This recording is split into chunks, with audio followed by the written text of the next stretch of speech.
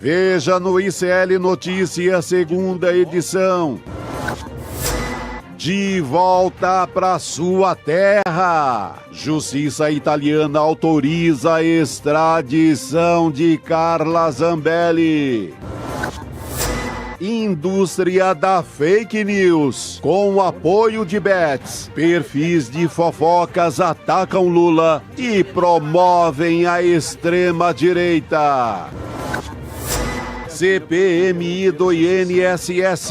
Relator se filia ao partido de Bolsonaro e anuncia que vai pedir indiciamento de mais de 220 pessoas.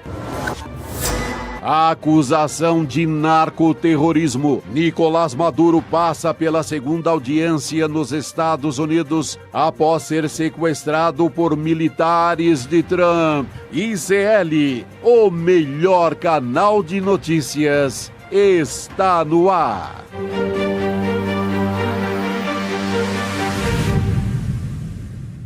Olá, boa tarde. Seja muito bem-vindo, seja muito bem-vinda. O ICL Notícias, segunda edição, está começando. Estamos ao vivo em todos os nossos canais. Nesta quinta-feira, dia 26 de março de 2026, com uma formação nessa quinta-feira um pouquinho diferente. Chico Sá, sempre comigo todos os dias. Boa tarde. E Leandro Demore. Reforçado, reforço de Champions League. Tamo bem. De terno. A gente cobrou ele, viu, Chico? Eu tava com uma camisa do Palestino, mas aí a Carol, que é a diretora, falou que não. Aí eu botei um terno. Tem que vir de terno também, não é só... Boa. Entendeu? A gente... Na próxima vem com a camisa do Palestino e com o terno por Isso, cima. aí tá liberado. Tá liberadíssimo. Muito bom ter você aqui com a gente, Demore, pra gente já começar também. A gente tava com muita saudade de você aqui na nossa mesa. Falando de Carla Zambelli, fazia tempo que a gente não falava, né? Trazer atualizações sobre esse caso. Ela tá bem perto, viu, meninos, de voltar aqui pro Brasil. Queria trazer a notícia sobre isso.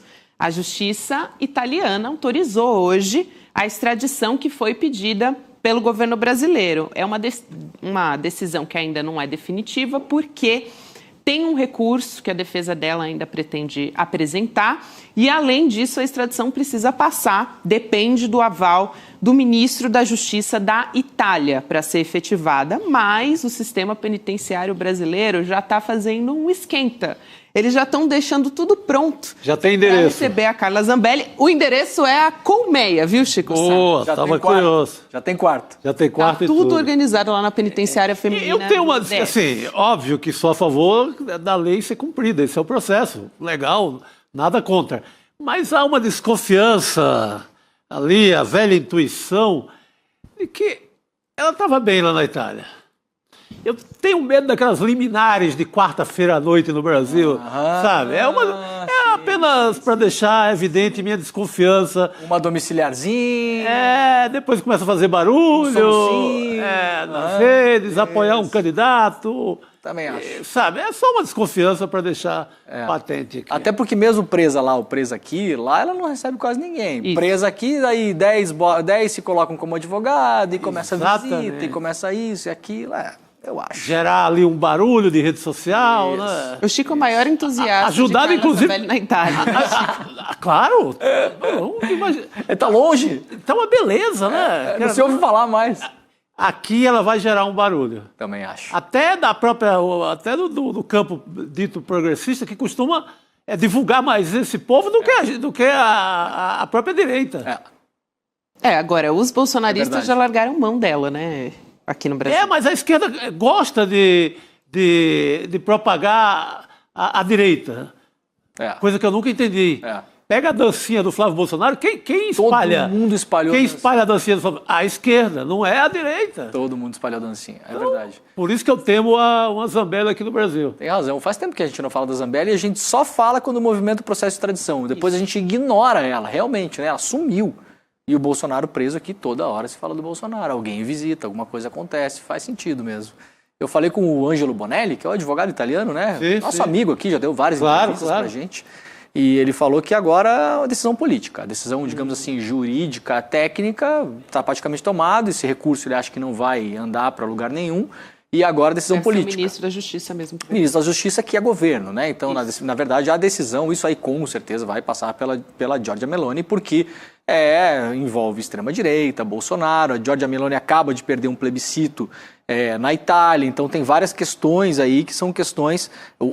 Ela fez um plebiscito, inclusive, para mudar a legislação da justiça italiana.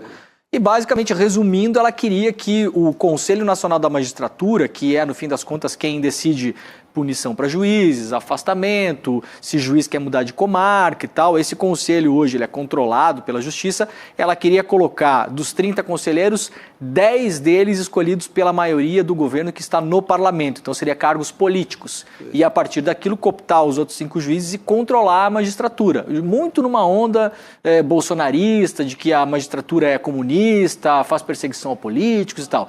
Então ela está no momento e perdeu o plebiscito. E, normalmente, na Itália, quando você perde um plebiscito dessa importância, que foi nacional, afluência na zona vermelha, como se diz, né, Emília-Romanha, que são as zonas ali que votam no Partido Socialista Italiano, Partido Comunista, classicamente, afluência nas urnas de quase 66%, que é uma, assim, talvez não deve ter tido no pós-guerra, na Itália. Então, a esquerda foi votar, e a Meloni, numa condição mais normal, o governo teria caído, porque é quase um voto de confiança. Então ela está um pouco ali. Eu acho que se a coisa da Zambelli passa por ela, porque é uma questão política super delicada, né? Ela pode até dizer que não. Temos que torcer para a Giorgia Meloni. Por favor. Isso. Aliança tática longe. Né? Esse é um plot twist que eu não esperava sobre essa notícia da Carla Zambelli, mas é isso mesmo. Aliás, Chico, você estava falando sobre como a esquerda divulga ou não coisas relacionadas à extrema-direita. Eu acho que tem tudo a ver com a nossa enquete aqui no nosso chat. Queria que as pessoas votassem, participando junto com a gente, como enfrentar a extrema-direita nas redes. Então, tem aqui as 3 alternativas: combater com as mesmas estratégias, denunciar desinformação e acionar a justiça. Está bem equilibrado aqui. Tá parelho. Não, só acionar a justiça que está em baixa. Isso. E o empate ali. As duas primeiras alternativas parecem que são aqui as preferidas da nossa audiência. Mas vota e também participa junto com a gente da sua opinião a respeito disso, porque acho que tem tudo a ver com essa conversa que a gente está tendo aqui sobre a Encaixa perfeitamente. Muito bem. Posso seguir aqui? Opa. Trazer mais um assunto para a gente debater, aliás, analisar. A Polícia Federal, falamos sobre isso ontem, gente, perdão. Ontem. Ontem e ontem. Que é antes de ontem. Isso. E transantante. Esse trava-línguas é sacanagem, né, gente? É sacanagem. Mas vamos ao que interessa aqui. A Polícia Federal identificou que o grupo Fictor, integrantes do Comando Vermelho, utilizavam uma mesma estrutura para lavagem de dinheiro e aplicação de fraudes bancárias. Então, a cúpula do Fictor foi alvo de uma operação. Aliás, amo os nomes das operações. Essa é a Falax, que não por acaso, né? Falax vem de falácia, de enganoso. Então, essa operação aconteceu ontem, incluindo o CEO, Rafael Góes, e o ex-sócio Luiz Rubini. Essa investigação, o que ela apontou? Que o esquema era baseado na criação de empresas de fachada, movimentações financeiras simuladas e cooptando também funcionários de instituições financeiras. Então, de acordo com a Polícia Federal, esse grupo estruturou um modelo sofisticado, né, de fraude, passou a ser usado também por células do Comando Vermelho para lavar dinheiro do tráfico de drogas. Aí, o sistema envolvia uma abertura em massa de empresas fictícias, uso de laranjas, né, adulteração de documentos contábeis, simulação de movimentações financeiras, porque tudo isso dava uma aparência, ele criava uma aparência de legitimidade. Operação que veio à tona ontem e que está muito relacionado também, né, Chico, ao caso Mastro, que a gente vem falando tanto aqui no ICL Notícias. Esses modelos, a gente fica confuso no Brasil saber quando é usado pelo crime mesmo, Comando Vermelho, PCC, ou quando é usado pelo capitalismo estabelecido na Faria Lima. São muito parecidos. A linha é tênue hoje em dia. É quase como é a camisa oficial e a camisa pirata. Isso. Do mesmo capital, do mesmo time. Isso. São muito parecidas, né? E o que espanta, nesse caso, a Fictor é aquela que apareceu em determinado momento como uma das boias de salvação do Vorcaro, né? Sim. Várias ele apresentou, é o BRB, é a Reag, é a Fictor, essa é talvez a última que apareceu, a gente até deu matéria sobre eles já. O que me impressiona é a estrutura legal onde eles rodam, Chico. É por isso que fica confuso, né? Porque a legislação parece que foi feita de propósito para os caras poderem fazer coisa que você olha e no fim vai ser, não, mas isso aqui é legal. Aí você olha e fala, bom, mas não deveria. É legal, mas não deveria. O fundo, vocês imaginem só, o Brasil opera quase como um paraíso fiscal nesse negócio dos fundos aí. Quase. Aquele cara da Reag, o João Carlos Mansur, que em um determinado momento o Vorcaro, o Banco Central fala para ele, ó, teu banco tá sem dinheiro aí, tá sem liquidez. Ele fala, não, eu tenho dinheiro, mas você tem onde? Não, eu tenho 2 fundos aqui desse cara da Reag, isso aqui é o meu caixa. A Reag apresenta 2 fundos, depois os caras vão ver, dentro dos fundos lá tinha aqueles títulos podres do BESC, né, que não valiam nada. Esse cara... a polícia, para chegar, desconfiava que os filhos do João Carlos Mansur, que é um dos grandes investigados, aliás, dizem que pode ser um dos caras por trás do Vorcaro, né? Um dos chefões aí, ele e o Nelson Tanuri. A Polícia Federal, para chegar no nome dos 3 filhos do João Carlos Mansur, eles tiveram que destrinchar um fundo, se não me engano, chamado Gold Style, e tinha 10 fundos dentro do Gold Style. Caramba. E assim, cada fundo é protegido por sigilo. Sim. Então a polícia desconfia de um fundo, vai lá no juiz, peticiona, explica por que tem, porque para quebrar sigilo, né? Tem que explicar muito bem. O Ministério Público dá o parecer lá, fala, não, tudo bem. O juiz fala, tá bom, pode quebrar. Quebra o fundo. O que tem dentro do fundo? Outro fundo. Aí tem que peticionar de novo, tem que pedir para o juiz de novo, tem que... Isso aí leva meses, aí chegaram lá embaixo, acharam o filho do cara, os filhos do cara, os 3. Essa Fictor, pelo que a gente está vendo, operava um sistema muito parecido com o do Master. Eu acho que a gente não sabe nada desses caras ainda. Sim. E logo vamos saber. É só a ponta do iceberg essa história, né? Exato. Muito bem. Eu posso virar a página aqui? Essa também é importante, esse assunto, mas tem fake news que estão brotando aí aos montes, né, nas redes sociais. Demore vai falar muito hoje com a gente sobre esses perfis de fofoca que a gente se depara quando está rolando as redes sociais, né? Tem milhões de seguidores, essas páginas, patrocinados por bets. Essa é uma informação muito importante e que tem atacado o presidente Lula. Essas páginas estão exaltando políticos da extrema-direita, principalmente, olha só curioso, o governador de São Paulo, o Tarcísio de Freitas. Vamos trazer aqui só um exemplo para voltar a falar sobre esse assunto? Vamos no primeiro vídeo, vamos lá. Cada dia que passa, reacende dentro de mim uma vontade de falar sobre esse governo miserável, maldito e sem vergonha. Cara, aí tem gente que vem para mim dizer, Israel, volta a dizer que não tem falta de opção, irmão. Todo mundo sabe que não tem falta de opção, cara. Todo mundo sabe, até quem mora na comunidade sabe que não tem falta de opção. O que o brasileiro precisa entender é que esse cara já deu, irmão. Ele tem que sair de lá, tem que sair da presidência. Ele foi mandado de 2003 a 2006, de 2007 a 2010 e de 2023 a 2026, irmão, e só fazendo borrada. Ó, os caminhoneiros pararam aí, ó. Por causa da guerra, várias coisas não estão sendo exportadas para o Brasil. Aí, para piorar também, uma trans vai vir agora para poder defender as mulheres, ou seja, vai ser representante das mulheres. Para você tá bom, irmão? Para mim não tá bom, não. Gente, só uma observação sobre isso. Eu acabei de clicar nesse link, Demore, e ele foi derrubado. No Instagram. No Instagram. De manhã, eu já vou explicar o caso. De manhã a gente pediu para a comunidade do N1 ir lá e denunciar. Então derrubamos, tá? Tinha 90 mil likes. Caramba. Essa conta tem 25 milhões de seguidores. Mais que Fábio de Mello, mais que Cláudia Leite, mais do que qualquer jogador, quase qualquer jogador que joga no futebol brasileiro. Sim. Mas muito mais. Ela é a 48ª maior conta do Twitter do Brasil. Só isso, essa conta. O que a gente descobriu? Não sei se a galera notou ali, embaixo, se a galera puder botar o print ou até o vídeo sem áudio, tem a patrocínio da Bet. Sim, vi lá. Então, tá ali, né? O que acontece? Essa conta tá rodando conteúdo anti-governo, antipetista, anti-Lula, com patrocínio de Bet. Isso é completamente ilegal. Aqui no ICL, para fazer marketing dos nossos documentários, muitas vezes o Instagram vai lá e fala, não, isso aqui é campanha política, não pode fazer marketing. Tá ali, ó, 7 Games Bet. Abertaço ali. Aberto, tá ali o logotipo. Esse vídeo já caiu. Tem outros vídeos, esse não é o único. O que acontece que a gente descobriu, né? Indo atrás investigando, seguindo o dinheiro, né?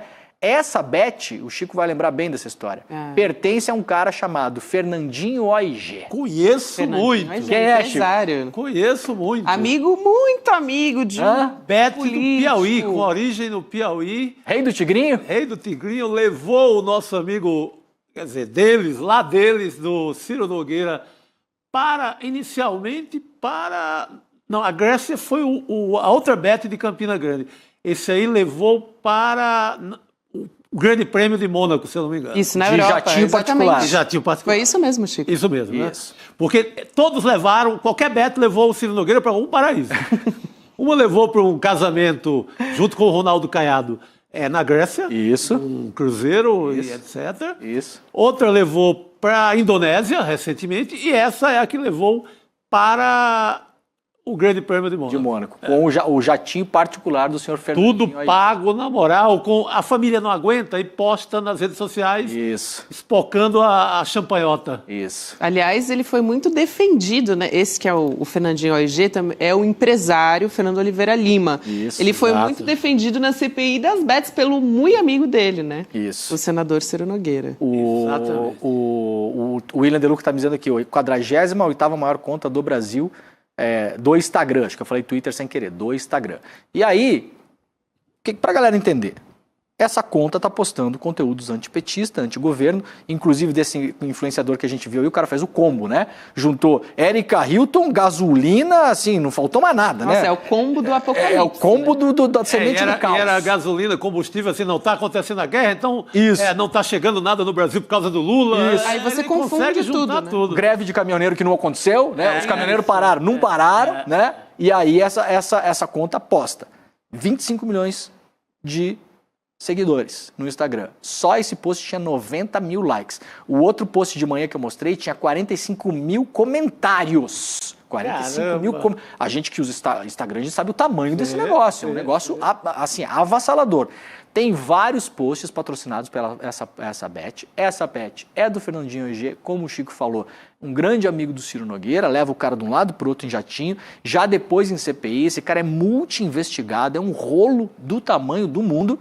E para completar, essa mesma conta é a conta que, segundo a gente viu nas investigações agora do Master, foi contratada pelo Master para detonar o Banco Central em redes sociais e foi contratada pelo Tarcísio para, por acaso, você vê aí Tarcísio inaugurando o Rodoanel, tem uns 40 posts lá de Tarcísio. Então, assim, faz marketing positivo para o Tarcísio, estava com o Vorcaro para detonar o Galípolo e logo o governo Lula e está aí fazendo propaganda de post com fake news, inclusive, no Instagram, livremente. Alfinetei, né? Foi uma reportagem do Estadão Isso. até que mostrou isso, que tem um grupo de perfis, né, de entretenimento, fofoca, mas que participou dessa ofensiva coordenada nas redes sociais contra o Banco Central no final de dezembro. Exato. Foi algo que a gente conversou muito aqui no ICL, né? E aí, uma página de 25 milhões de seguidores. Derrubamos o primeiro post hoje de manhã. Vamos convocar a galera para derrubar o outro? Por favor. Né? Tem um outro post lá. Tem um outro que até a gente separou. Vamos aqui, mostrar o Demori. vídeo, depois a gente pede pra galera ir lá no Instagram da Alfinetei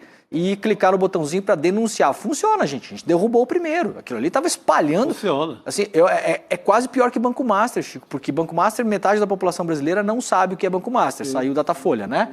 A metade da metade que sabe já é bolsonarista. Agora, isso aí, enquanto a pessoa vê um post de Big Brother, depois ela vê um de greve de caminhoneiro. Vê um de Neymar, depois vê um de combustível. Não, é um estrago. É um estrago monstruoso. Bonito. Exato. Vamos ver, então, esse vídeo que ainda não foi derrubado na página? A gente vai mostrar agora, pessoal. Vamos lá.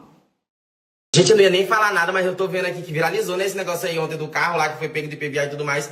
Eu tô vendo os comentários, gente, o povo defendendo o Lula, gente! Meu Deus, gente, como... Ai, não foi o Lula que inventou, gente, pelo amor de Deus! Vocês não estão entendendo que eu não estou do lado de Lula e nem de Bolsonaro, vocês não estão entendendo que nós estamos sendo roubados, seu bando de otário! Que nós... Não é porque já foi aprovada que nós não pode correr atrás, mas não ser mais aprovado! É um povo burro, parece que merece ser roubado mesmo, vocês, viu, gente? Como o diabo é que se eu comprar uma coisa... Que tá aquela coisa, eu ainda tenho que ficar pagando pro governo, gente, sendo que eu já pago meu imposto, que é um valor que, do dinheiro que eu recebo todo mês. Ah, tomar no cu de vocês. Merece ser roubado mesmo, vocês, gente. Estão defendendo, estão falando o que o Lula tem a ver. Lógico que ele tem a ver, se ele que tá na presidência, viado. Não foi ele que inventou, mas ele pode dar a ideia de mudar pros outros caras lá aprovar. É muito bom que ele fala, né? E olhe bem, é IPVA. Que não é nem imposto federal. Que não passa nem a 100 milhões de metros do Lula. Perfeito. Já de cara, né, derrubando essa fake IPVA, news. que é o imposto estadual. Ou seja, uma fake news clássica. Fake news. Fake news clássica. Aí ele diz assim, não, nem Lula nem Bolsonaro, só que a foto do Lula estampando ali. E termina dizendo como é que o Lula não tem nada a ver com isso, você está sendo roubado. Ou seja, inclusive chamando o Lula de ladrão.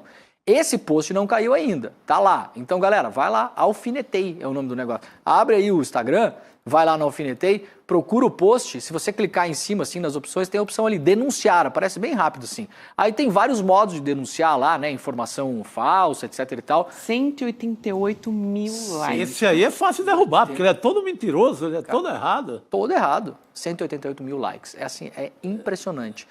E aí a gente tem uma ideia de quanto custa a brincadeira, Gabi. Sim, a gente tem aqui. Veja como parece caro, mas veja como é barato para quem vai botar dinheiro. Vamos ver a tabela. Vamos ver a tabela de valores dessas postagens nesses perfis que tem milhões de seguidores, pessoal. Aí Demore. Vamos, aliás, encher a tela porque tá maior? Aí, ó. São um pouco, né? O número é bem pequenininho, mas a gente consegue ver o nome dos perfis também. Isso, essa aí a Vivi conseguiu pra gente. Ontem a Vivi ajudando a fazer a apuração jornalística.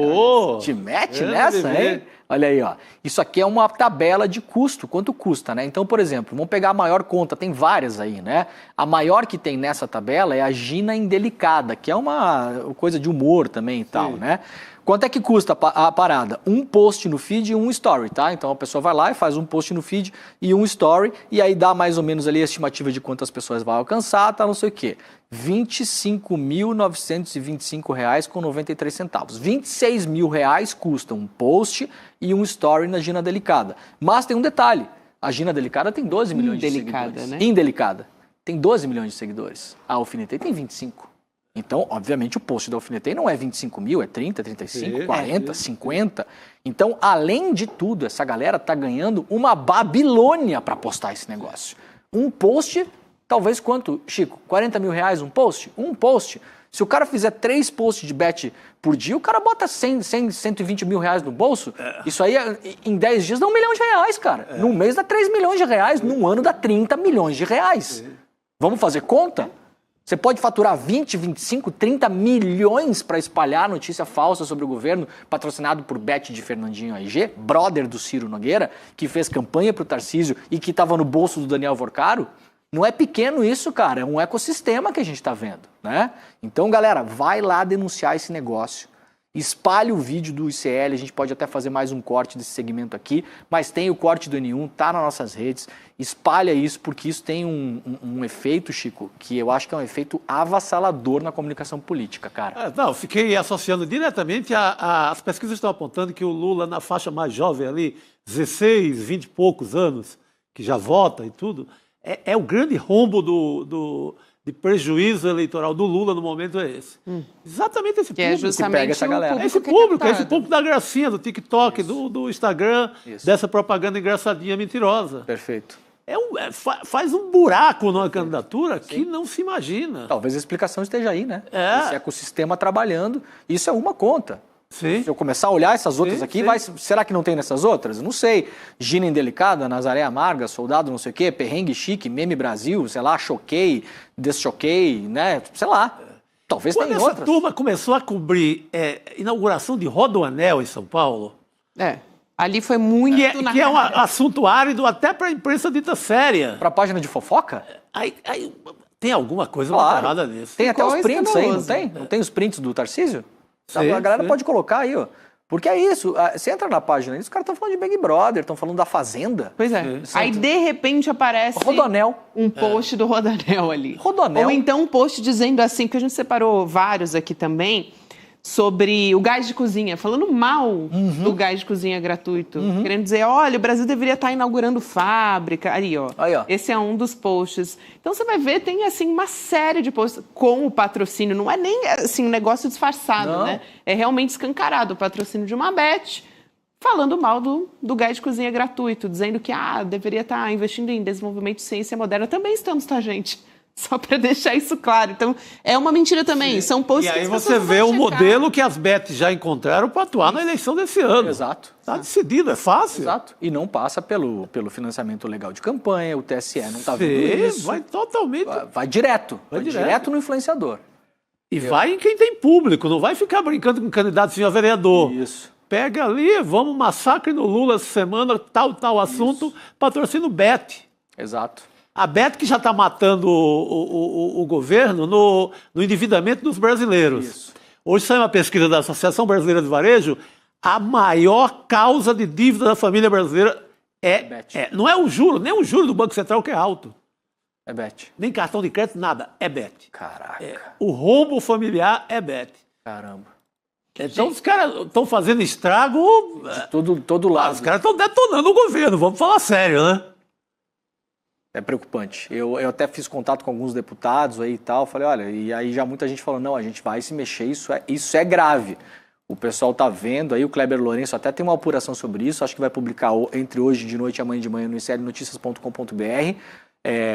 Vai ter gente se mexendo, o pessoal está escandalizado, muita gente falou com o Kleber Lourenço hoje, falou, não, isso aqui é propaganda ilegal, mas assim, vai dar mais descarada, essa conta não pode estar mais no ar, né? Sim. Não pode estar no ar. E é uma conta verificada, ou seja, o Instagram sabe qual é o CPF que está aliado àquela conta. Sim. Não é um anônimo, é uma conta verificada. Tem uma pessoa ali que controla aquilo, né? Vamos ver como é que vai andar esse negócio, a gente vai seguir de olho. Muito bem, vamos continuar acompanhando essa história e temos uma notícia saindo do forno. Opa, aqui gostamos. no ICL Notícias, segunda edição. Vamos lá, pessoal.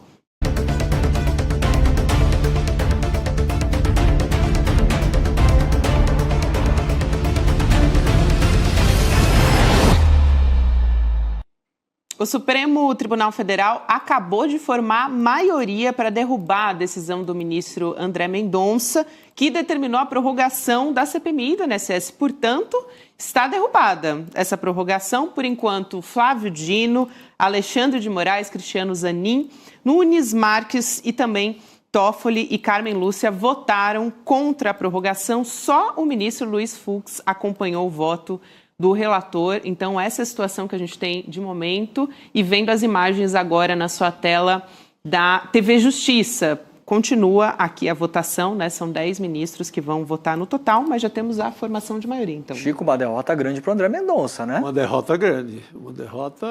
Acaba o circo o circo do Viana lá, do Alfredo Gaspar. Isso. Pessoas que estavam combinando resultado, convocações com as suas eleições regionais. Isso. O Alfredo Gaspar, ele entra na CPI para alçar a candidatura dele ao Senado, que deixou inclusive o Arthur Lira muito irritado em Alagoas, mas conseguiu. Hoje ele está bem cotado. Na pesquisa. Pesquisas dão ele na cabeça para a eleição do Senado em Alagoas. E você falou essa semana, inclusive, que ele tem um programa na televisão. Ele tem um programa na televisão. E aí ele leva os trechos da CPI. Só imagem da CPI, nada mais. Que doideira. Não tem outra coisa, é só imagem da CPI. Que doideira. Ele fala para a CPI, ele não fala... Ele fala para a televisão, ele não programa. fala para a CPI. Caramba. E o Mendonça que prorrogou, né? E aí foi para o pleno. A gente tem hoje o Mendonça com esse caso do INSS e o Master na mão, e estava todo mundo querendo saber qual ia ser o primeiro embate do Mendonça na corte, né? Para ver se tem o apoio da corte para continuar esse tipo de coisa ou não. Tomou na cabeça, né? Acho que Uma ninguém derrota, apoiou, né? uma derrota significativa. Grande. aliás, o Gilmar Mendes, durante a sessão, fez uma crítica ali, né, aos parlamentares que vazaram as informações sigilosas da CPMI também. Enfim, acho que a gente até tem esse trecho da fala, que mais para frente a gente pode ouvir também. Se o pessoal, mais para frente a gente vai conferir também essa fala do Gilmar Mendes, mas já dá uma ideia do que foi formado ali a partir de como está sendo politizado esse caso, né, dentro do Congresso Nacional.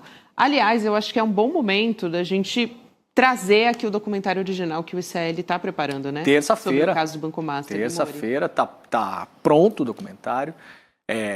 Muita gente até virou meme no iclnoticias.com.br. Muitas vezes, quando eu entro nas notícias para ler sobre o Master, volta e meia tem o mesmo comentário lá, que a galera escrevendo embaixo.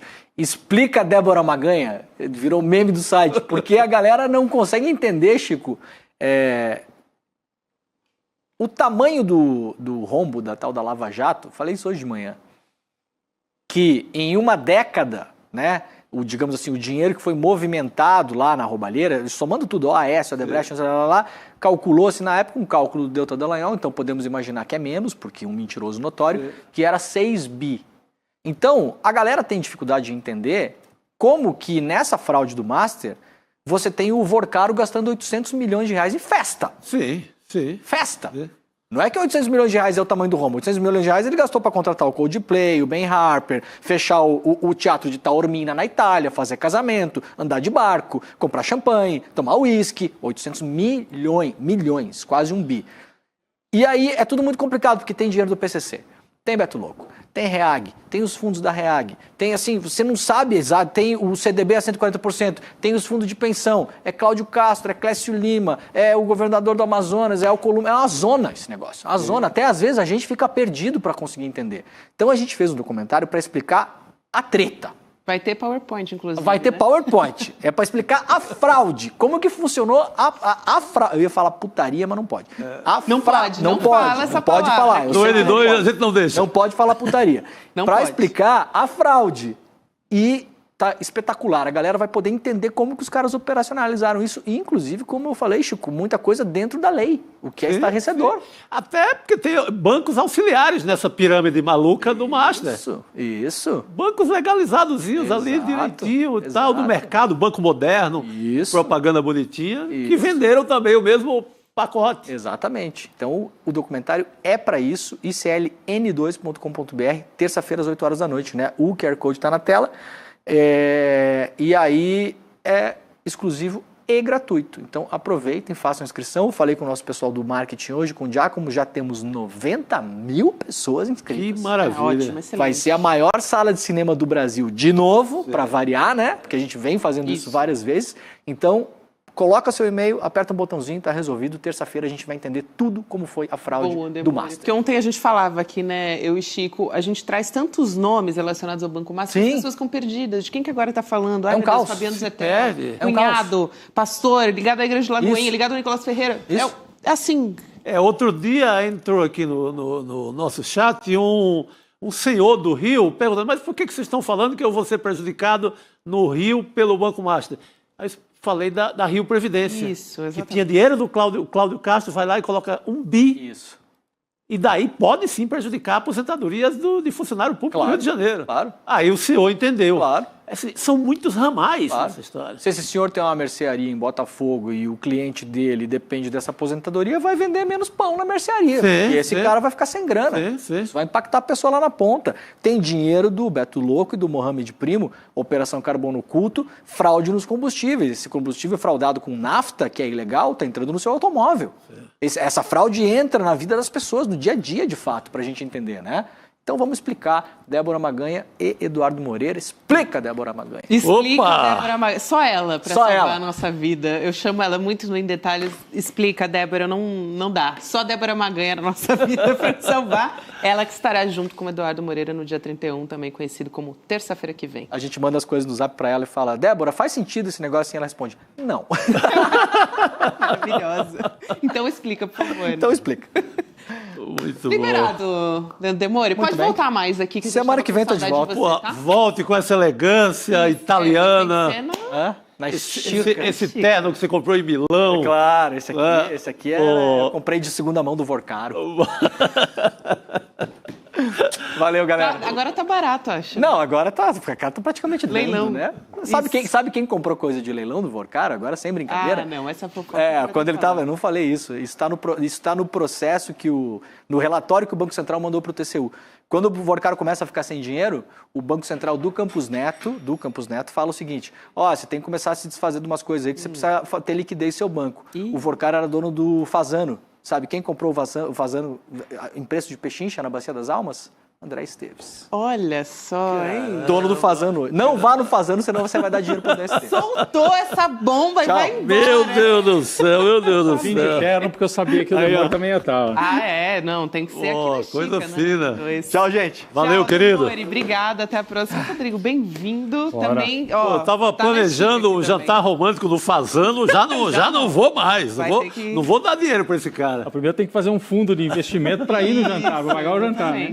Mas guardar dinheiro uns 5 anos. Hã? Comprou a preço de banana, essa saiu barato. A preço de banana, fazendo? Pois é. Não pra gente. Eu digo, o André Esteves comprou. Pra ele é Pra ele é preço de banana. Pra gente, aí já é demais. Rodrigo, a gente trouxe notícia urgente agora há pouco. Eu vi. Aqui, urgente, estou fazendo 5-2, 6-2? Provocando seu programa. É verdade. 6-2. A STF formou maioria contra a prorrogação da CPMI do INSS. Então, o plenário que estava julgando, né, se mantém a decisão do Mendonça. É uma derrota para ele. Cristina Serra chegando para conversar com a gente. Gabi, daqui a pouco nós vamos trazer, mas eu já dou aqui já adianto aqui, o Gilmar Mendes deu uma pancada nos parlamentares durante um dos votos. Isso, eu estava comentando isso também. Daqui a pouco nós vamos cortar e trazer aqui, porque vários parlamentares foram acompanhar essa sessão aí do Supremo. E o Gilmar Mendes disse assim, usou termos muito fortes, aquele estilão dele, né? Sim. Vazamento é deplorável, criminoso. Enfim, ele atacou a maneira de operar da CPMI do INSS na cara dos parlamentares que estavam ali no Supremo acompanhando a sessão, mostrando que o clima não está muito favorável ali para a turma do Carlos Viana e outros que queriam manter essa CPMI por mais algum tempo. Né? Isso mesmo, Rodrigo. A gente vai trazer esse trecho da fala do Gilmar Mendes. Eu também estava ressaltando, isso aqui chamou muita atenção. Antes disso, convidar a Cristina Serra para participar da nossa mesa redonda aqui no Uni2. Cris, boa noite para você. Boa noite, Gabi, Chico, Rodrigo, todo mundo. Boa noite, querida. Bem-vinda mais uma vez. Já chegando a Cris, que vai assistir junto com a gente a essa fala do Gilmar Mendes, falando dos parlamentares que vazaram as informações sigilosas da CPMI. Vamos assistir, pessoal. Vamos lá. É preciso ter parâmetros. Não quebra-se sigilo de forma conglobada. Vossa Excelência vai tocar num outro ponto, certamente, um objeto determinado. Não, mas a gente pega por empréstimo. Não, isto é ilegal. E é ilegal e os senhores sabem que é ilegal. Sabem que é inconstitucional. Inclusive, os presidentes ponderam em algumas das CPIs. É preciso que nós observemos que isso não condiz com a jurisprudência. Não condiz com a jurisprudência, não condiz com a Constituição. Em que dispositivo isso está na Constituição, ministro Gilmar? De Deus a Melo Viana, de Deus a Ulisses Guimarães. Não é preciso ser alfabetizado para saber que isso é inconstitucional. Por quê? Porque o juiz que decide sem fundamentação, produziu um nada jurídico. E quando os senhores se investem nesse poder, os senhores têm que atuar como juízes. Como também é deplorável que quebrem sigilo e divulguem, vazem. Abominável. É criminoso. É crime, mas se vale exatamente de se tratar de uma prática por crime coletivo. O crime coletivo nos anonimiza. Não deixa de ser crime por isso. Como nós vimos de forma lamentável, ministro André, no episódio agora, recente, do caso Vocaro, em que uma conversa íntima era divulgada para festejo geral. Deplorável que isso tenha ocorrido. Lamentável que isso tenha ocorrido. Criminoso que isso tenha ocorrido. Nossa, a gente estava se entreolhando aqui na mesa. Abominável, deplorável, os criminoso. Os senhores sabem que é ilegal. Que é ilegal. Só assim, para dar o contexto, Gabi, ele está se referindo a duas coisas, né? Uma das coisas vocês se lembram quando eles fizeram uma quebra de sigilo em grupo, assim, uma coisa, né? Ele usa até um termo aí, conglobado. Juntar um monte. Ele está dizendo, na hora que você faz isso, você está deixando de justificar. Quebra de sigilo é algo muito sério e tem que ser individualizado. Por que estamos quebrando o sigilo de fulano? Porque é uma suspeita aqui. Mas fizeram uma quebra de sigilo em bloco. O que o Gilmar Mendes está dizendo vocês sabem que isso é ilegal, vocês sabem que isso é abominável e inconstitucional. E é criminoso. Então, o que o Gilmar Mendes e o Alexandre Moraes ali, meio rapidinho, fizeram foi dizer que o Congresso Nacional agiu de maneira criminosa durante a CPMI do INSS conduzida pelo Carlos Viana, que não é meu parente, mas é o Carlos Viana. Então é uma fala bastante forte, só para a gente explicar o contexto em que ele fala. Então ele fala daquela quebra de sigilo em bloco, que foi para atingir o Lulinha, mas outros também. Né? Mas a obsessão era o Lulinha, né? Era o Lulinha. E fala também dos vazamentos criminosos. São duas coisas diferentes. Quebra de sigilo em bloco e vazamento criminoso, inclusive das conversas íntimas. Criminoso aquilo. Das conversas íntimas do Vorcaro. Ah, mas o Vorcaro está sendo investigado. Mas a namorada não era investigada. Aquilo... ela se beneficiou. Interessa? O que interessa? Né? Conversa íntima. Pois é. De duas pessoas. Se beneficiou do namoro. Isso é outro departamento, gente. Agora, não pode... O que eles fizeram ali realmente foi abominável, como disse o ministro Gilmar Mendes. Desculpa, Cris, eu me adiantei aqui, mas é que eu estava assistindo antes até de entrar no ar e acompanhei bem esse trecho e fiquei realmente... Aqui tem uma notícia, né? Tá batendo de frente, né? Rodrigo, eu discordo de muitas coisas do ministro Gilmar Mendes. Coisas que ele faz, muitas, e coisas que ele fala. Mas, nesse caso, ele está coberto de razão.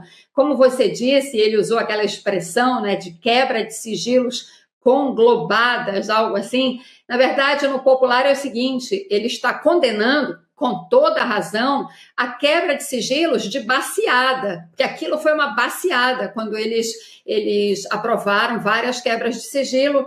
Claro, o objetivo aí de esticar essa CPI é um só, atrapalhar as eleições, ficar procurando pelo em ovo, né, na situação do filho do presidente, atrapalhar a campanha do presidente Lula. Não tem outra explicação, né? O relator é um bolsonarista conhecido, né? Esse lá de Alagoas, Alfredo Gaspar de Mendonça. Então, o que eles querem? Prolongar a crise, manter a CPI aberta, não querem, na verdade, investigar a fundo nenhum escândalo, né? Mas começou investigando o INSS, faz o link também com Vorcaro e cria uma espécie de CPI do fim do mundo. Aí pode chamar qualquer um, pode chantagear qualquer um, né? Essa CPI, ela é típica para esse tipo de situação aqui que a gente está falando.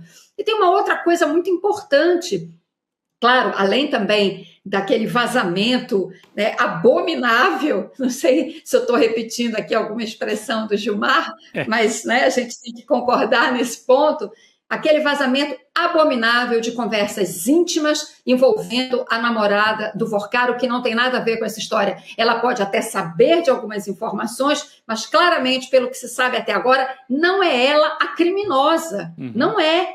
Então, não tem que vazar nada, aquilo de fato foi criminoso.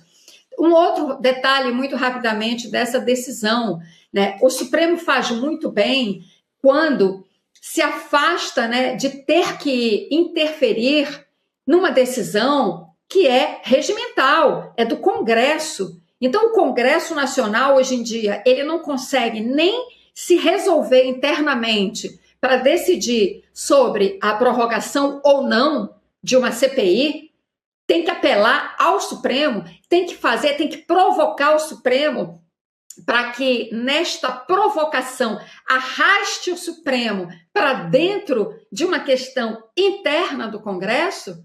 O Supremo está muito certo, não tem que decidir sobre isso, não tem que se envolver nisso, né? O presidente da CPI quer a prorrogação, o relator quer a prorrogação, o presidente do Congresso disse, não vou prorrogar, não há sentido nisso.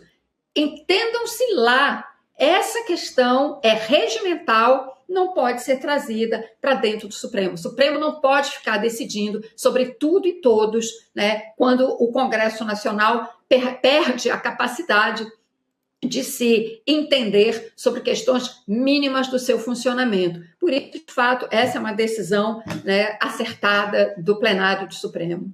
Aliás, aqui só para trazer como é que está a situação lá na CPMI do INSS, o relator, que é o deputado Alfredo Gaspar, disse hoje que o relatório final da comissão está em fase de conclusão. Previsão é de que o documento seja apresentado amanhã e votado no sábado, porque seria uma reunião extraordinária, é o prazo final para o encerramento dos trabalhos.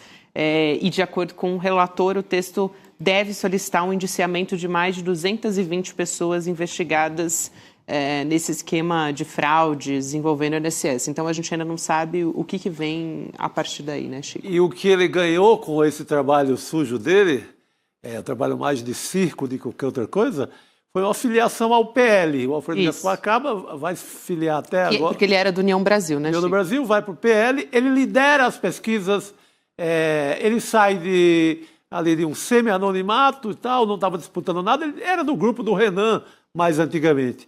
E ele começa esse trabalho na CPI visando o Senado, ele é primeiro colocado nas pesquisas, e ali com o Renan e o Davi, um deputado do Republicanos, disputando a segunda vaga.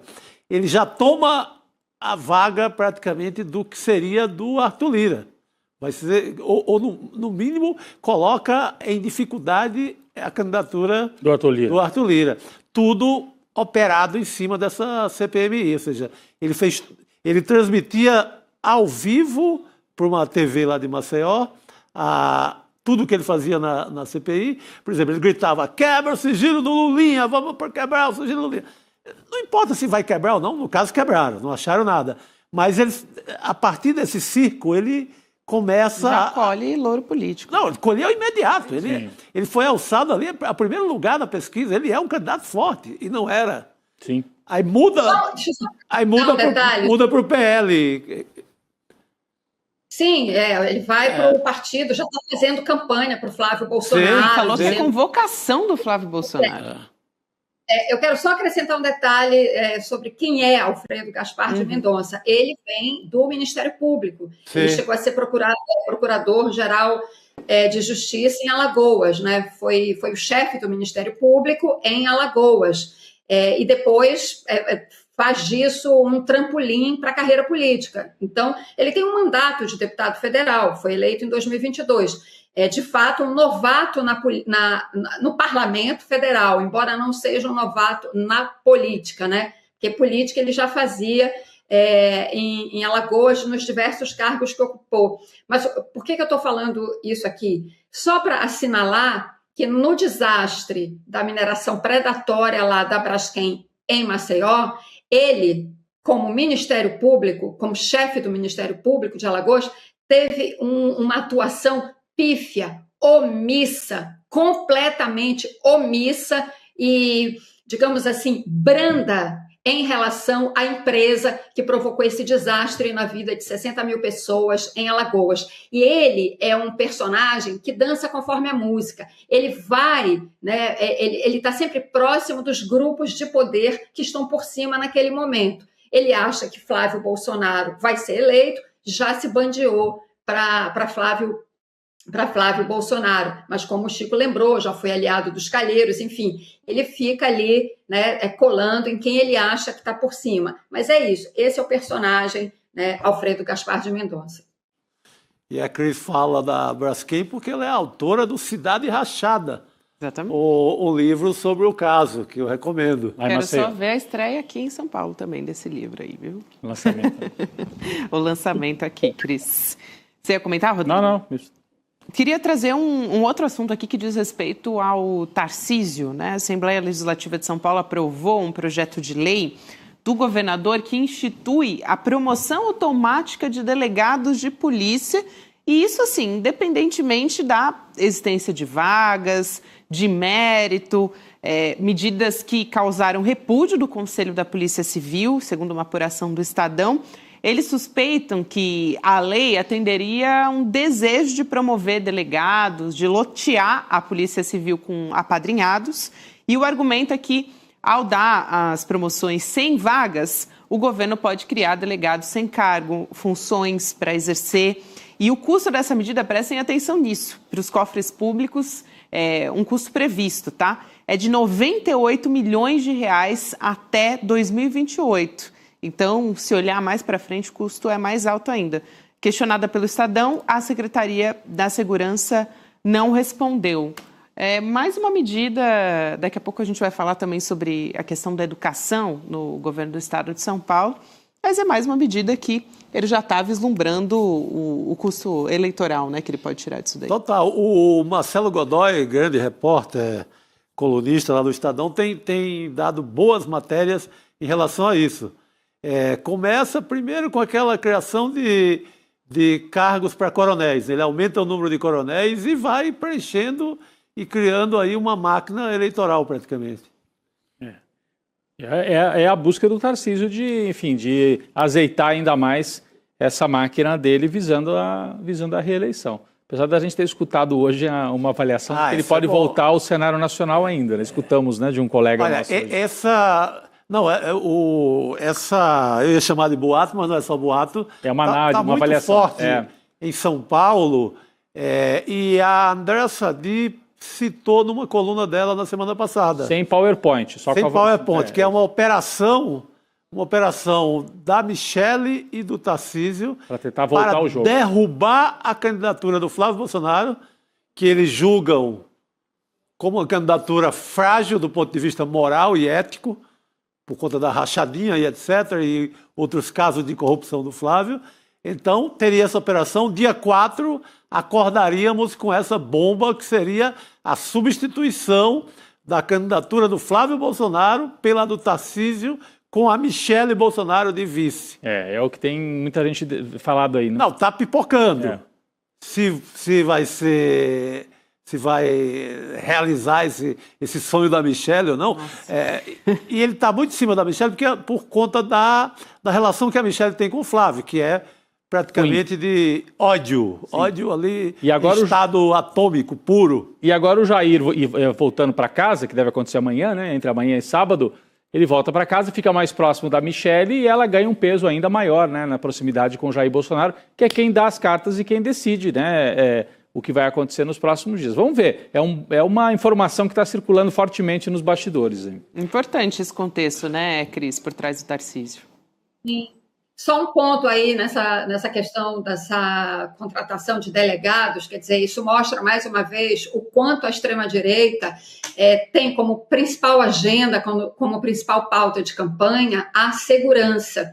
E isso tanto vale, né, vocês estão comentando essa possibilidade do Tarcísio, enfim, voltar aí para as apostas, né, de candidaturas a presidente pela extrema-direita, seja ele candidato a presidente, seja ele candidato à reeleição para governador de São Paulo, essa é a agenda, essa é a pauta da extrema-direita. E é isso que a gente tem que debater e conversar com as pessoas. Porque o que você precisa? Contratar, abrir vaga para delegado sem delegacia, gente. A gente tem que contratar médico para os hospitais públicos, para os postos de saúde. A gente tem que contratar professores. Quem faz isso? Os governos de esquerda, né? Ou centro-esquerda. A direita faz o quê? Aumenta, engorda, né, esse aparato policial que não resolve os problemas das pessoas. Ao contrário, né, esse aparato que mata pessoas. Basta ver a situação aqui no Rio de Janeiro. Né, uma carnificina atrás da outra que a gente vê de vez em quando. Esse é o debate difícil de ser feito, desafiador para o campo progressista, que tem que ter proposta com firmeza, sem, no entanto, afundar o país no desrespeito aos direitos humanos. Essa discussão, né, vem junto. Combate ao crime com respeito aos direitos humanos. Agora, a extrema-direita ela só quer a visão punitivista. Claro. Esse debate precisa ser feito.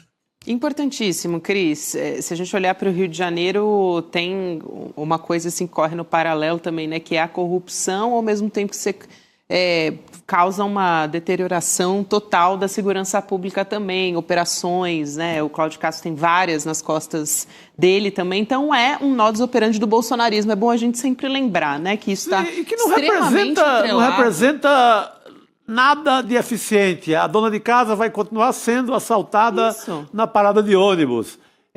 A pessoa que sai trabalhar lá na Zona Leste, que vem trabalhar aí na Zona Oeste, vai ter o seu celular roubado na rua. Então, não muda nada.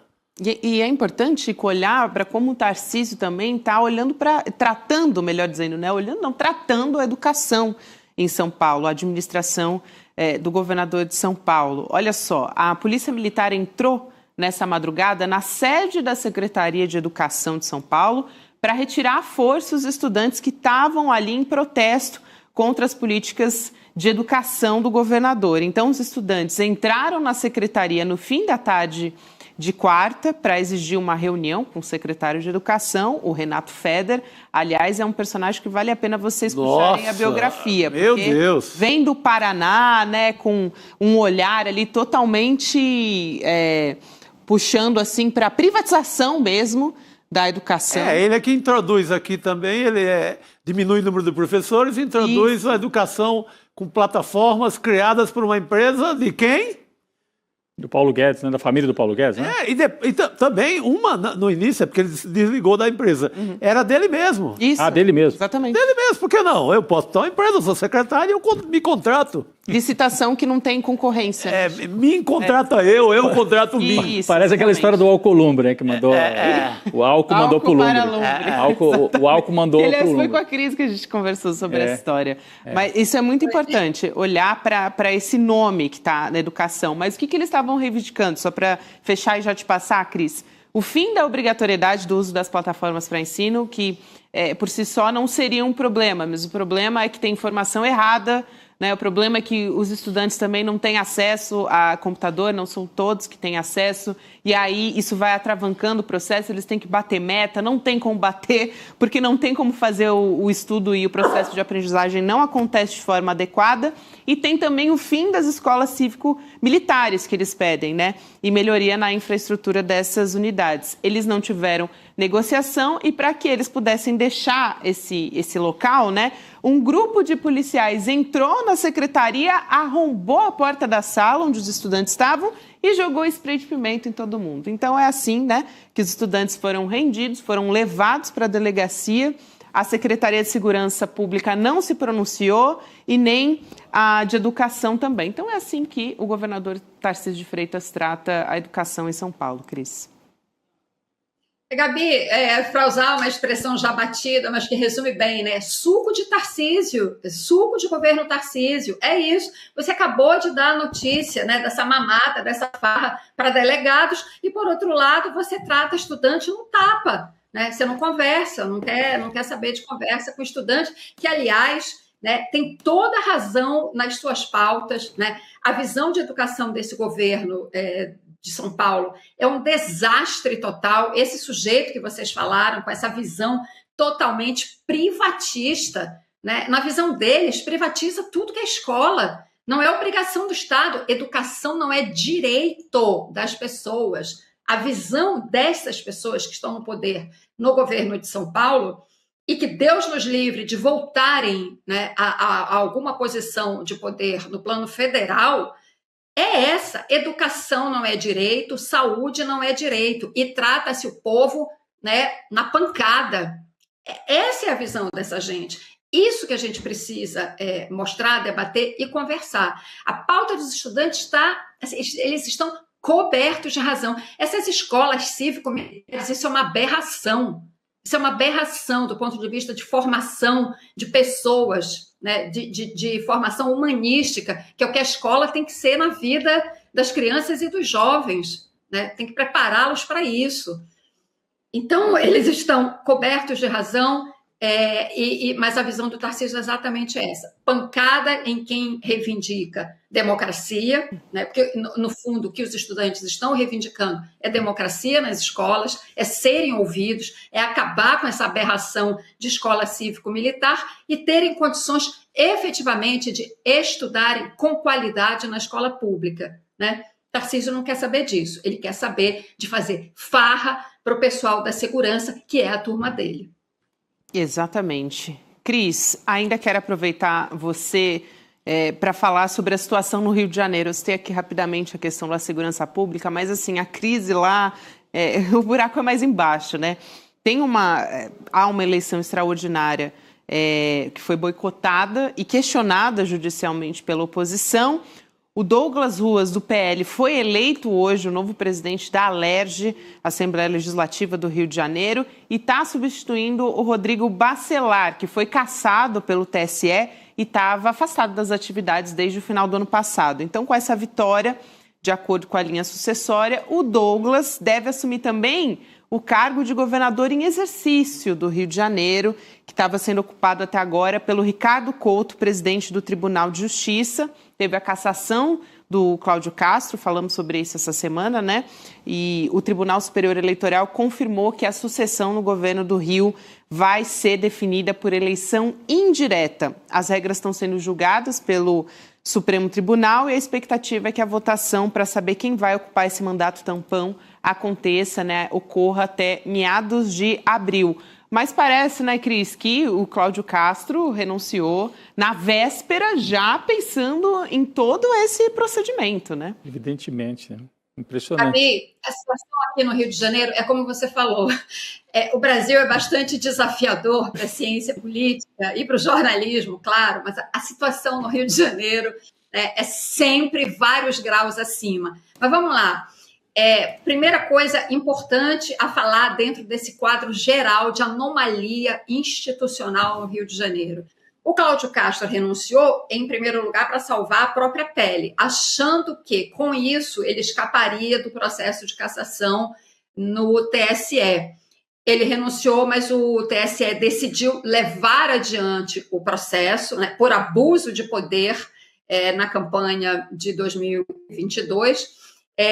E, portanto, ele está inelegível por 8 anos. Agora, é claro que, ao fazer isso, também ele abriu espaço para esta situação, né, em que esse Douglas Ruas assume o governo do Rio de Janeiro interinamente como presidente da Assembleia Legislativa. Ele foi eleito agora há pouco presidente da Assembleia Legislativa, né, e vai assumir o governo interino do Rio. E nesta posição de comando, né, ele estará no comando da eleição indireta, que haverá de acontecer em algum momento, né? Como você disse, está sendo discutido, inclusive, no STF, por isso que a oposição aqui na Assembleia Legislativa não queria a eleição do Douglas Ruas hoje para presidente da Assembleia Legislativa, queria esperar a pacificação de todas essas dúvidas, né? E aí sim fazer a eleição.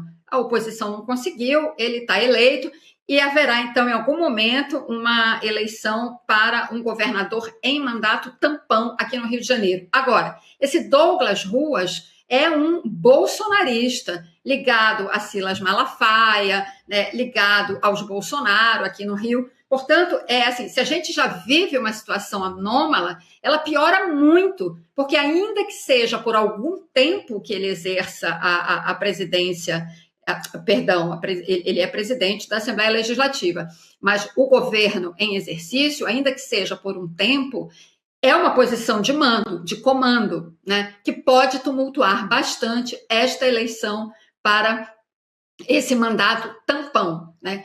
Há uma série de outras questões, o fato do Bacelar ter sido cassado, né, também nesse mesmo processo do Cláudio Castro, e o fato dele perder o mandato, o Bacelar, ex-presidente da Assembleia Legislativa, mexe com a composição das bancadas, com o tamanho das bancadas na Assembleia. Esse era um ponto também motivo pelo qual a oposição pediu: vamos esperar a reconfiguração das bancadas, isso leva alguns dias. Enfim, mas não, foi claramente um processo de atropelo na Assembleia Legislativa para que Douglas Ruas fosse eleito assim, o mais rápido possível, né, para ficar numa posição, como eu disse, de comando, num momento muito tumultuado, né, para o cenário político institucional aqui do Rio de Janeiro. Muito tumultuado, eu estou sendo assim bastante até suave para descrever o que acontece neste momento no Rio de Janeiro. E provavelmente, então, o Douglas Ruas, que é o presidente da Alerj, vira governador interino, né? Tem grande chance de ser eleito numa eleição indireta para governar o Rio de abril até dezembro. O mandato tampão. E aí ele concorre a governador contra o Eduardo Paes estando no cargo. Sim. Então essa que foi a... Dá para fazer um estrago. Você com esses meses com o orçamento do Rio, dá para fazer um estrago. Dá para fazer um estrago e tal. Então é um movimento importante da extrema-direita, um sujeito praticamente desconhecido, mas a gente viu nos últimos anos Rio de Janeiro. A outra eleição, o Eduardo Paes era favoritíssimo né, há 2 eleições atrás, e acabou sendo atropelado na última hora pelo Witzel, que era um desconhecido. Né? Surgiu do nada. Surgiu do nada. Mas naquela onda de antissistema. Sim. Esse Douglas Ruas não vai conseguir se vender como antissistema, porque ele vem de dentro da Assembleia.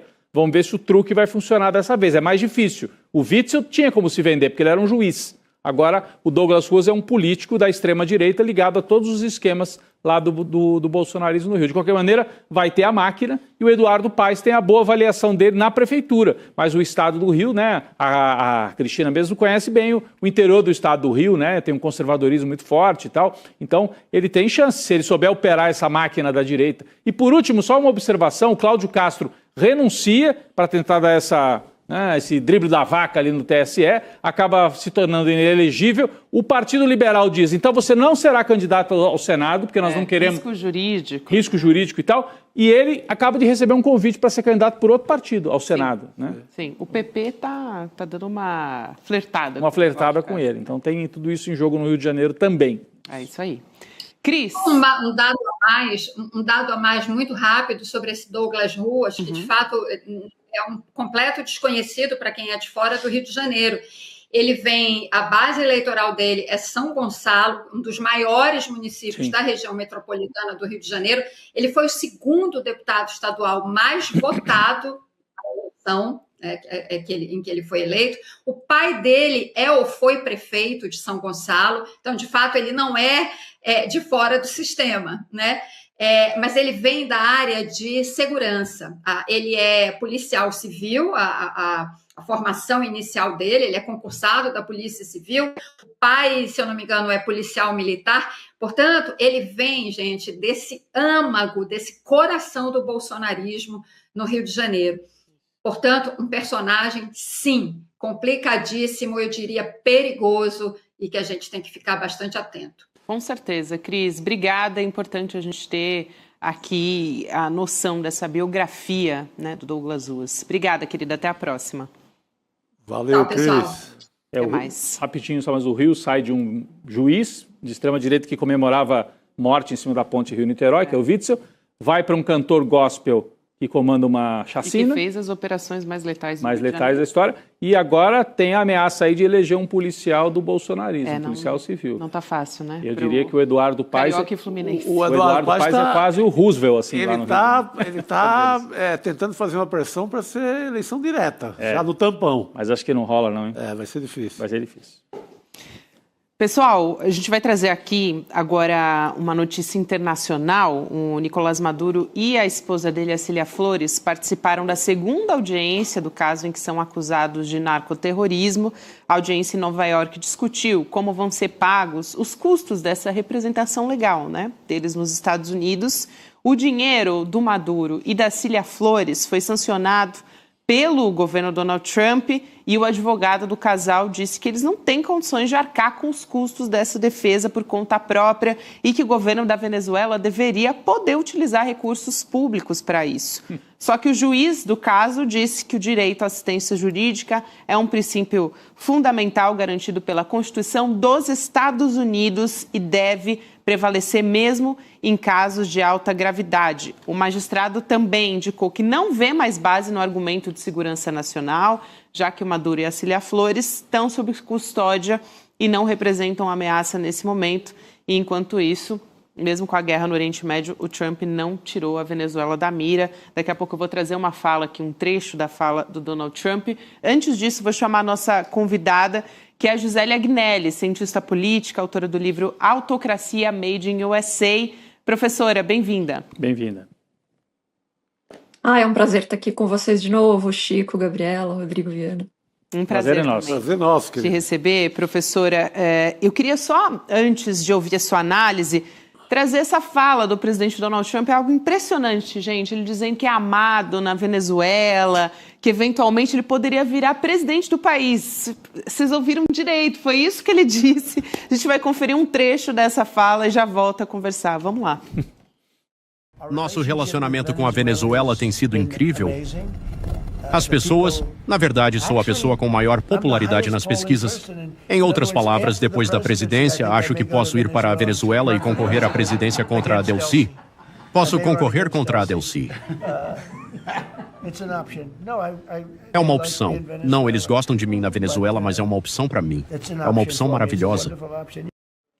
Assim, é difícil até de colocar em palavras, né, assim, o que o Trump disse. Eu só queria acrescentar que ele disse que o Maduro até agora ele foi acusado só de uma fração do que ele realmente fez e que provavelmente ele vai enfrentar novas acusações dos Estados Unidos. Eu queria ouvir a professora, né, porque a Venezuela estava um pouco fora do alvo nas últimas semanas, né, o Trump estava mais focado no Irã, enfim, e na guerra especialmente, mas agora ele vem com uma declaração dessa, né, poderia ser o presidente da Venezuela. Porque como tá meio complicada a guerra no Irã, é melhor ele olhar para a Venezuela, que é onde ele tem o que mostrar, que ele, afinal, ele sequestrou... Foi desmoralizado, né? No Irã ele está...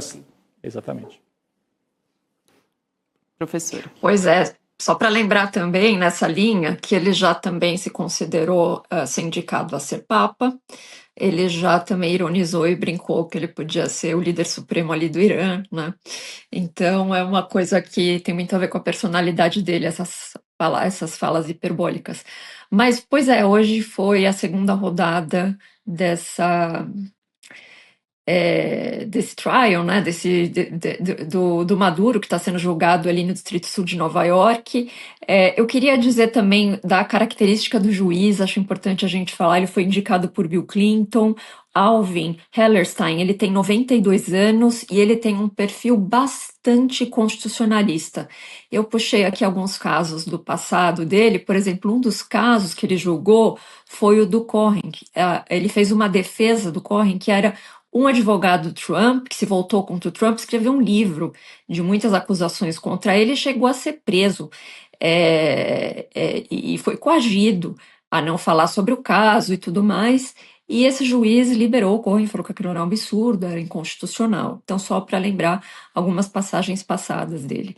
Então, basicamente, o que a gente viu hoje é...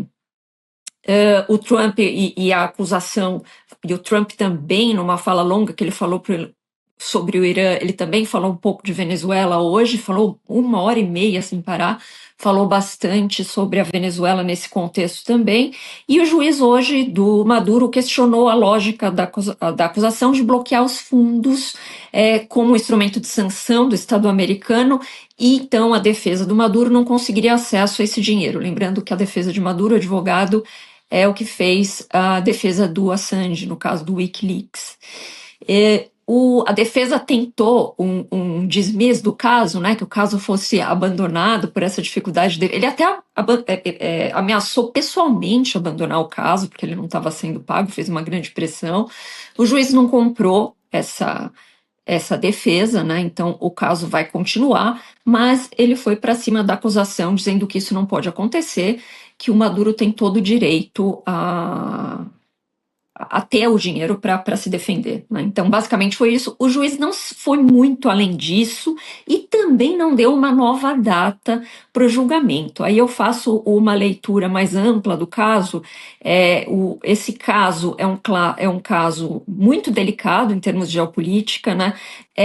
A doutrina legal dos Estados Unidos, que ela chama, que ela aconteceu ali no caso do Noriega, no Panamá, em 1989, que é um chefe de Estado sendo capturado ilegalmente, né, e a gente fala um pouco de direito internacional, o direito que ele tem de ser julgado nos Estados Unidos, no sistema jurídico estadunidense. Então, tem uma doutrina aí que chama Kerr-Frisbee, que ela, provavelmente, o juiz vai acatar, porque ele é extremamente constitucionalista, mas é importante a gente dizer que isso é diferente, esse sistema legal dos Estados Unidos, do que o sistema internacional, né? Então, pode ser que ele acate muito provavelmente pela característica dele, mas eu acho importante a gente dizer isso, porque também essa doutrina é de uma outra época, foi de 1989, a gente estava em outro contexto histórico,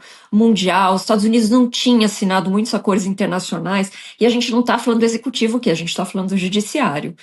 Então eu acho que essa é uma observação que eu vou deixar para a gente acompanhar ainda nesse julgamento. Mas em relação àquela outra parte dele dizer que pode ser presidente da Venezuela, é para ir normalizando mesmo, né? Sim. Assim, acabou aquela fase em que Eu lembro que nos anos 90, começo dos anos 2000, se você falasse em imperialismo, esse termo, em alguns lugares, pessoas até achavam, mas que isso é fora de moda, né? Outro dia até alguém falou aí num debate de um desses meios aí mais liberais. Imperialismo, eu acho essa expressão até fora de moda. Isso aqui é imperialismo em estado bruto, né?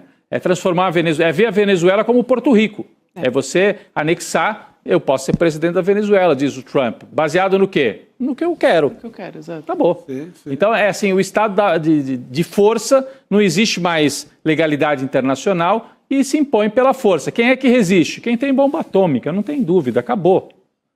O Brasil corre todos os riscos, Cuba corre todos os riscos, a Colômbia... A Colômbia está sob risco em plena campanha eleitoral. Plena campanha, Então é isso aí. É um negócio assim, a gente acha assim, quase pitoresco ele falar isso, mas é para ir normalizando a ideia de que temos todo o direito de voltar à doutrina Monroe, como é que eles chamam agora? Monroe, que é do... Monroe. Então voltar à doutrina do Donald Trump, enfim, do Monroe misturado com Donald, Monroe.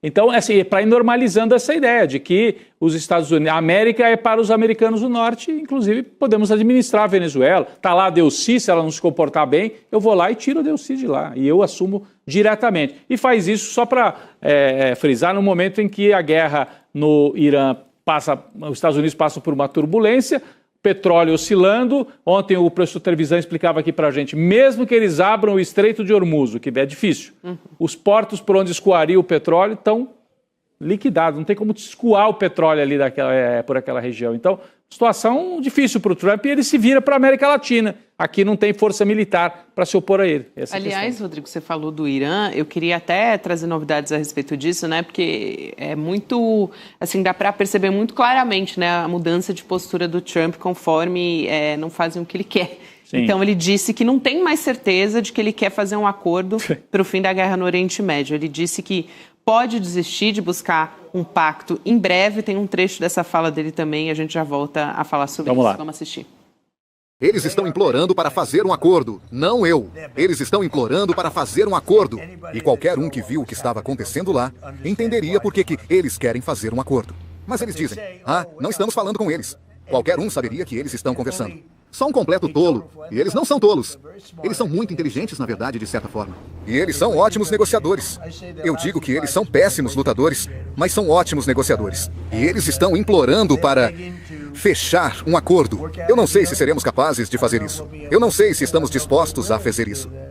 E aí, no início dessa reunião, o Trump criticou as notícias de que ele estaria ansioso por uma solução diplomática, né, para a guerra, e insistiu que foram os líderes iranianos que buscaram ali no começo retomar essas negociações. Só que ele anunciou que decidiu adiar por mais 10 dias qualquer ofensiva contra bases energéticas do Irã.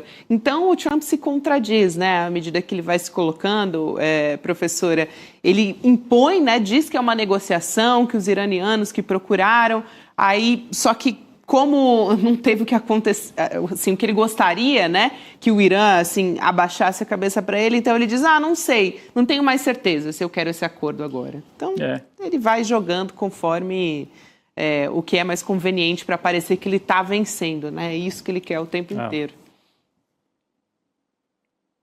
Pois é, antes de falar de Irã, só vou puxar um gancho, gostei muito da fala do Rodrigo, né? A gente voltou a usar um léxico, uma semântica que a gente não usava mais. Neoimperialismo, neocolonialismo. E como está sendo feito diferente na Venezuela, né? Porque o dinheiro do petróleo, as finanças principais daquele país, que é o dinheiro do petróleo e os lucros, estão sendo controlados por uma conta no Catar, controlada pelos Estados Unidos. Então, um domínio financeiro ali do principal ativo do país. Né? E ele usou muito isso, e agora eu volto a falar do Irã, quando ele estava falando do Irã hoje.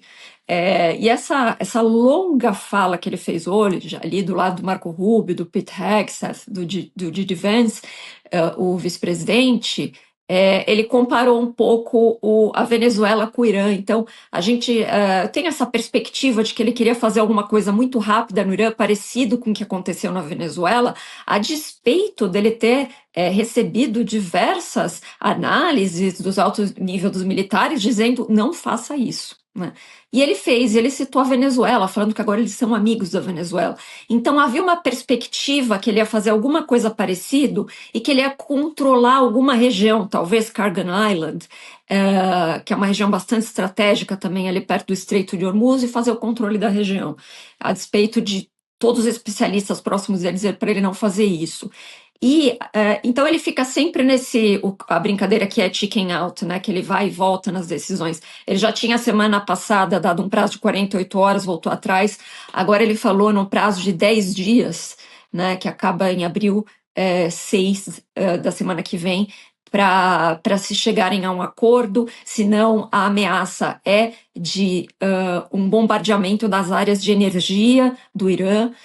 Especialistas também falam da possibilidade de escalada do Irã começar a atacar também bases de dessalinização, principalmente ali das monarquias do Golfo, que causaria um caos com impacto grande na população local. Então, e paralelo a isso também, né, essa tentativa de acordo, é bom falar também do Paquistão, né? O Paquistão assumiu um papel bastante diferenciado, parece que ganhou um assento à mesa ali nas negociações, ele está sendo intermediário importante. A gente teve os 15 pontos que os Estados Unidos colocaram como condições e que foi entregue ali através do Paquistão, e uma narrativa do lado do Irã totalmente diferente, que os Estados Unidos está negociando sozinho, eles negam que haja alguma negociação direta, né? E aí eu queria também dar uma informação que eu acho bastante relevante. Hoje, no New York Times, há pouco, saiu uma negociação, porque se fala muito sobre as razões que os Estados Unidos estão nessa guerra, né? E o Paquistão tem um hotel que chama Roosevelt Hotel em Nova York, de muito interesse do Steve Witkoff, que é uma pessoa que não é um diplomata de carreira, que é enviado do Trump para decidir ali na região, e ele acabou de fechar um acordo ali de demolir esse hotel e fazer outros acordos imobiliários com esse hotel. É muito interessante isso, de olhar essas relações privadas do governo Trump, que eu acho que é uma grande característica desse governo. A gente também, o Jared Kushner, é uma figura importantíssima na negociação com o Irã, que durante o governo Trump 1 e 2 teve muito contato com o Irã e com os países do Golfo, né? Arábia Saudita, os Emirados Árabes, fizeram acordos de Abraão, que aproximou essas monarquias de Israel e afastou um pouco o Irã. Abriu uma empresa que chama Affinity Partners, de private equity, durante os governos, e voltou como uma figura que não é super importante nas negociações com o Irã, mas que não tem sequer um cargo formal, ou seja, não tem escrutínio no Senado, é um cargo de confiança, não pode ser convocado para um tipo de CPI, né? Não pode ter esse tipo de responsabilização como um cargo de confiança. E ele, há pouco tempo, pediu $2 bilhões para sua empresa para o príncipe saudita, Mohammed bin Salman, e tem continuado essas conversas. O Trump tem contato direto com o príncipe saudita, que tem interesse em obliterar o Irã, usando uma palavra que o próprio Trump usou, e esse é um interesse maior desse player ali na guerra. O Israel tem outros interesses, Netanyahu quer prorrogar aquilo para não sofrer escrutínio de caso de corrupção.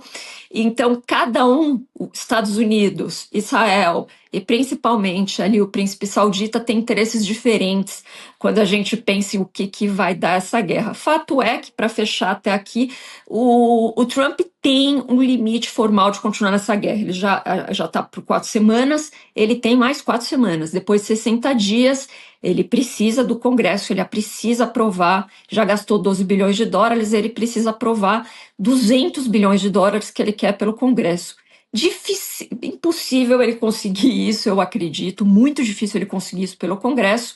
E você tá, para fechar, desculpa, mais alguns números aqui. A aprovação dele sofreu uma queda, Reuters Ipsos, última pesquisa, de 40% para 36% em poucos dias. Apenas 1 em cada 3 americanos aprova essa guerra.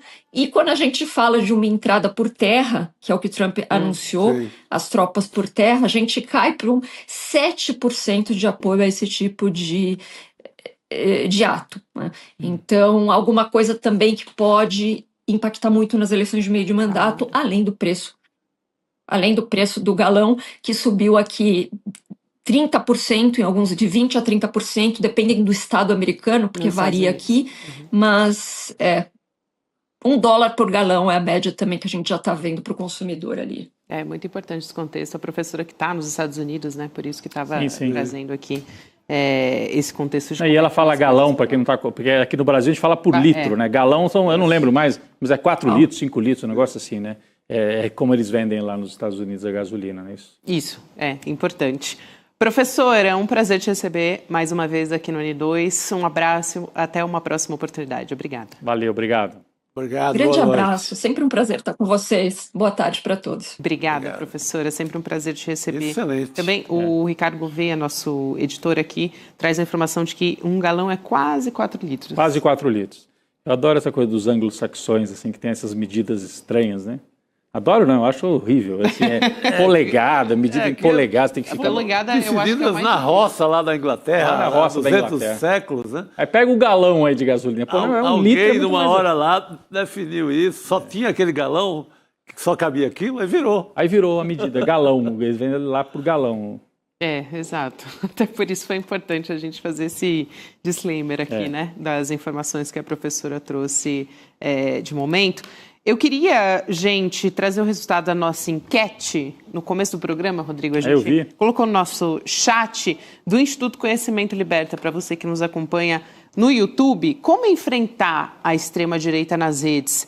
Olha que interessante, combater com as mesmas estratégias, 42%, denunciar desinformação, 39%, acionar a justiça, 19%. Então, ficou ali quase que com a mesma porcentagem, né? Ou denunciar... Essa é a velha tese do janonismo cultural. Exatamente. Janonismo. Ele tem um livro sobre isso. E ele está de volta agora, aliás. Ele fez um vídeo esses dias aí. Então ele já está influenciando, que as pessoas acham que tem que ir para o combater com a mesma estratégia. Deixa eu atualizar duas coisas aqui, gente. Só acaba quando termina o noticiário aqui. Temos um placar agora no STF pela derrubada da decisão do ministro André Mendonça, né, sobre a prorrogação da CPMI do INSS, de um placar de 8-2.